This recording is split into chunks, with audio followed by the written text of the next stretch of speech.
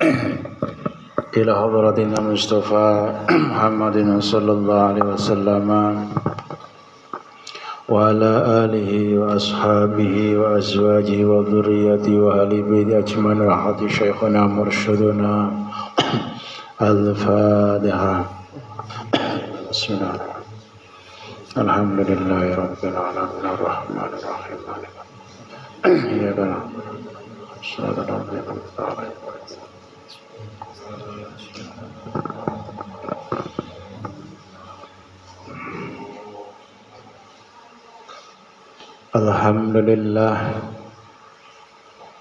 Alhamdulillahi Rabbil Alamin Alladhi waffaqa man sya'a min ibadihi lisuluki tariqil mustaqim. Subhanahu wa ashkuruhu ala sawabi wa ni'amih. Wa asyhadu an la ilaha illallah wahdahu la syarika lah.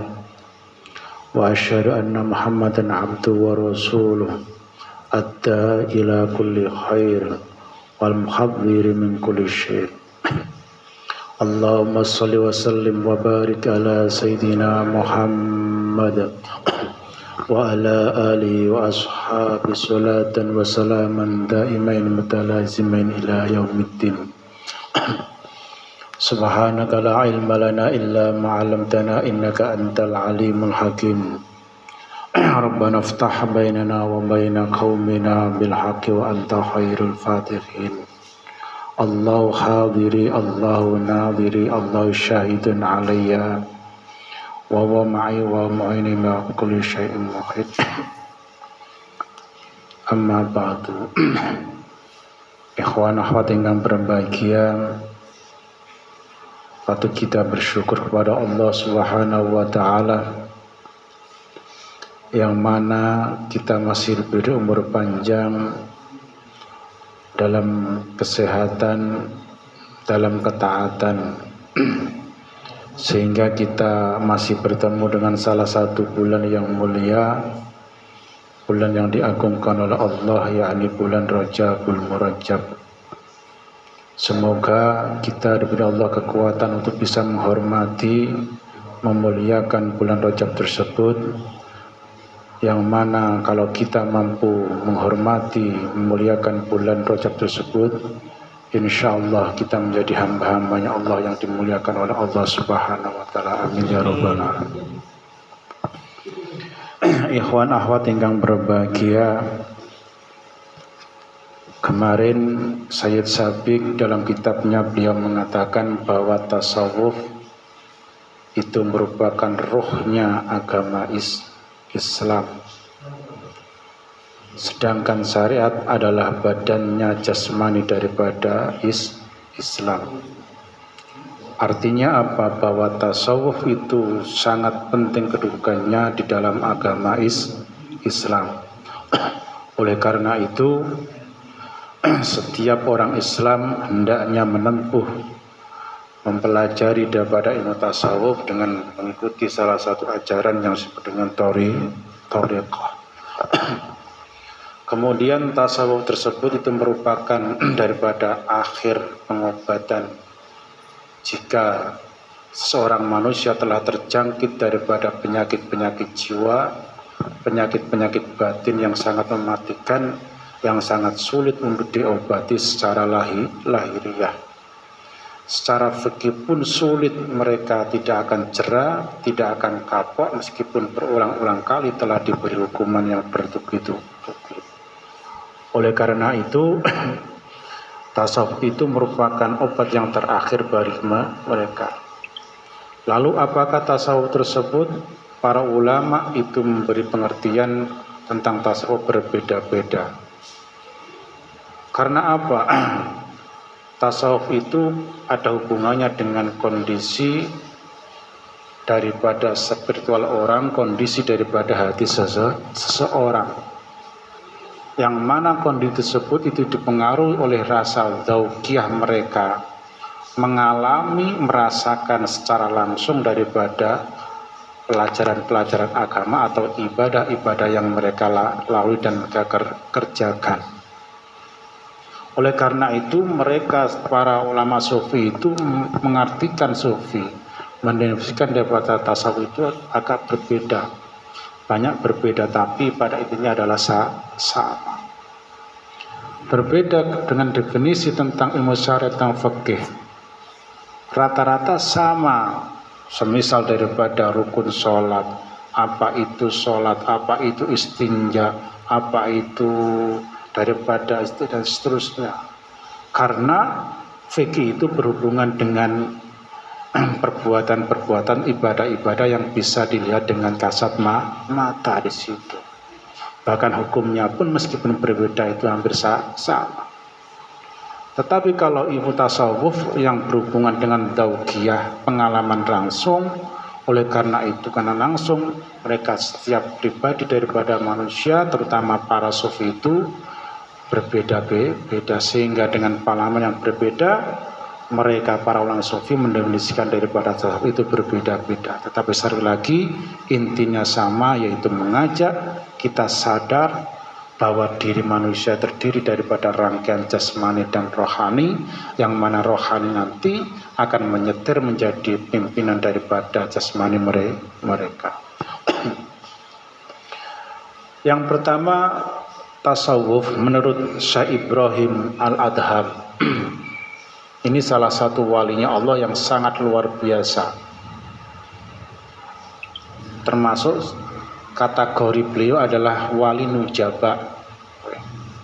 Apa wali nujaba tersebut? Dia itu mampu meninggalkan kesenangannya, memilih daripada rasa-rasa yang sulit, kemudian berani meninggalkan rasa-rasa kenikmatan dunia. Yang satu adalah Uwais Al-Qarni, kemudian yang satu adalah Ibrahim Al-Adham. Kita tahu Uwais Al-Qarni adalah salah satu wali Allah yang paling tersemikir. Sedangkan Ibrahim Al-Adham ini adalah salah satu wali Allah yang asalnya itu adalah orang yang sangat kaya. Dirinya adalah salah satu putra mahkota daripada negeri Balkan. Sebelum dia menempuh daripada tasawuf dalam suluknya, sebelum menjadi wali, hidup dalam keadaan mewah, serba ada, sepatu cukupi. Bayangkan hidup di istana, tentu menjadi seorang putra raja, mahkota, tentu menjadi semuanya nikmat, terpenuhi semuanya. Keinginan pasti akan dipenuhi di situ. Suatu saat beliau dalam keadaan istirahat di kamarnya, istana yang sangat megah. Dia terpikirkan tentang nasib dirinya nanti, bagaimana saya setelah mati, bagaimanakah hatiku dan seterusnya di situ. Ada keinginan, ada kerinduan yang sangat dalam akan kembali kepada Allah Subhanahu wa Ta'ala. Tapi beliau bingung bagaimana cara saya akan mencari Allah, bagaimana saya menempuh untuk bisa kembali kepada jalannya Allah. Ilmu apa yang saya akan pelajari, apa yang pertama pelajari. Dalam keadaan renung itulah di atap istananya itu ada suara yang sangat aneh di situ. Kemudian suara anak itu disebut, siapa di atas rumahku, di atap rumahku itu malam-malam begini? Pencurikah engkau? Kemudian laki-laki yang ada di atas mengatakan, saya bukan pencuri, saya sekarang melainkan adalah mencari kudaku, untaku yang sedang hilang. Kemudian karena mendapat jawaban itu, Ibrahim ini menghadik laki-laki tersebut. Hai, kamu apakah sudah gila? Masa mencari onta, mencari kuda di atas atap? Sudah gila gak engkau?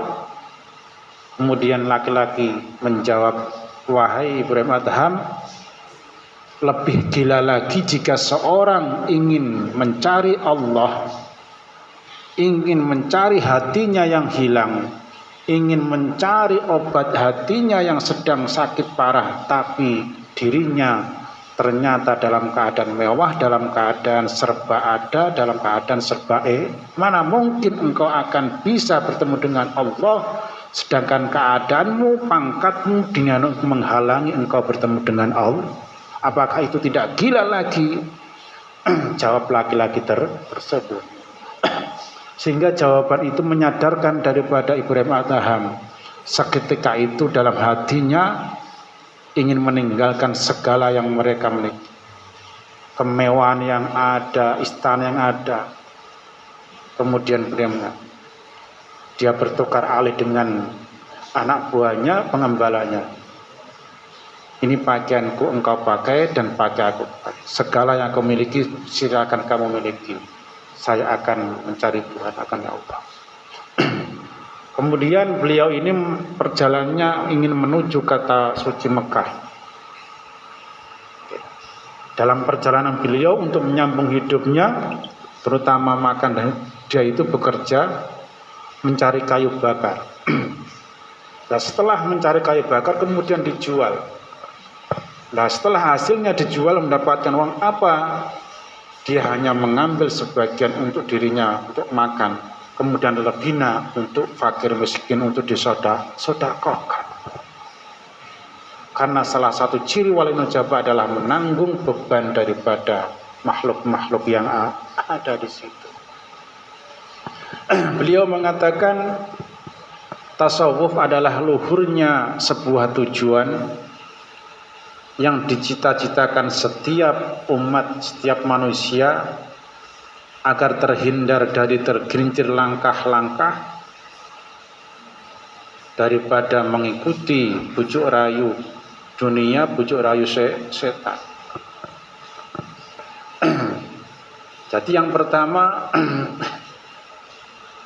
tasawuf itu adalah luhurnya cita-cita yang luhur setiap manusia agar terhindar dari tergelincir langkah-langkah mereka, mengikuti keinginan nafsu, mengikuti bujukan daripada dunia, gemerlapnya dunia.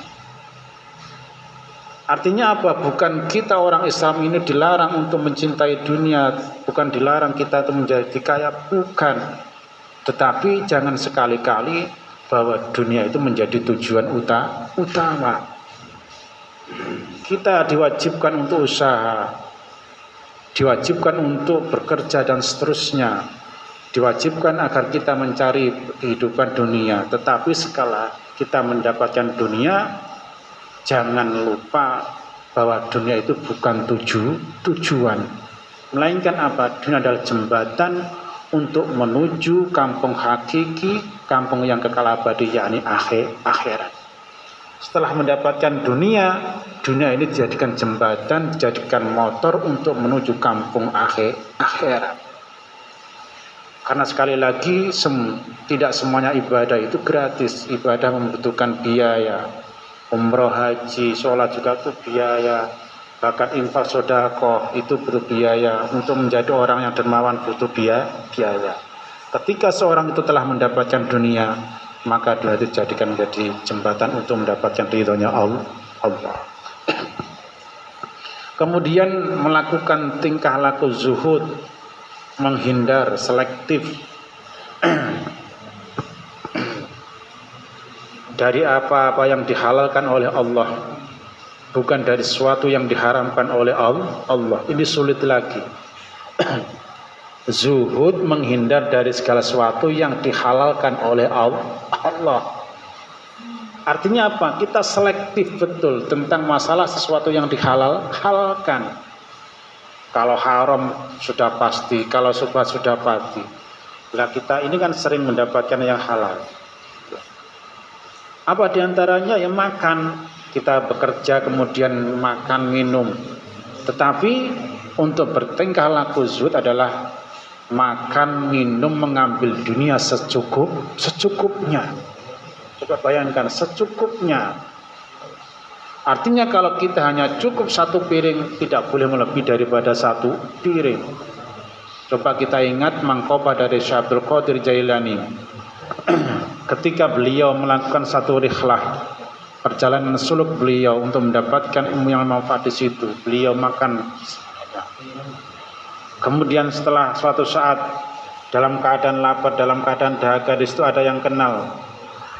karena mereka kenal tentang Syekh Abdul Qadir Jailani, beliau adalah orang yang hebat. Orang ini memberi